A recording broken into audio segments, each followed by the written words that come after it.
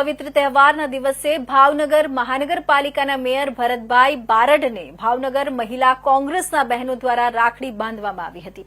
Mayor Bharatbhai બારડને આવનારા દિવસોમાં કે ભવિષ્યમાં કોઈપણ જાતનું આત્મવિલોપનનું પગલું ન ભરવું પડે તે માટે બહેનોએ સુરક્ષા કવચની ખાતરી આપી હતી અને રાખડી બાંધી હતી।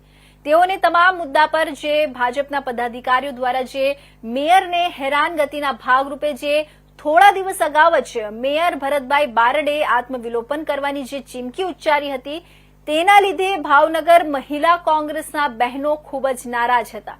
ત્યારે કોંગ્રેસ પક્ષની બહેનો આજના દિવસે મેયરને રાખડી બાંધી અને રક્ષાબંધનનો કાર્યક્રમ ઉજવ્યો હતો। ત્યારે આજે રક્ષાબંધનના પર્વે ભાવનગર મહિલા કોંગ્રેસના બહેનોએ તેમની દીર્ઘાયુ માટે ભગવાનને પ્રાર્થના કરી હતી।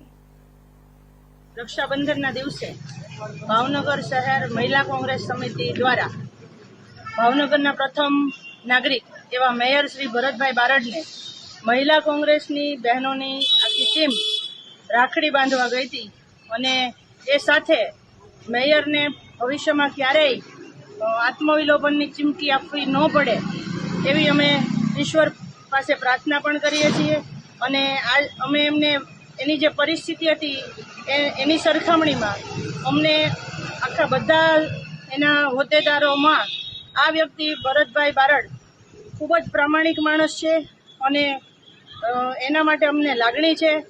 ભવિષ્યમાં ક્યારે પણ આ બહેનોને એના માટે જરૂર પડશે તો અમે એની પડખે ઊભા રહીશું અને ભગવાનને અમે પ્રાર્થના કરીએ છીએ કે એને ક્યારેય આત્મવિલોપન કરવાનો સમય ન આવે અને ભરતભાઈ બારડ સાથે કોંગ્રેસની મહિલા કોંગ્રેસની તમામ બહેનો એમની સાથે છે।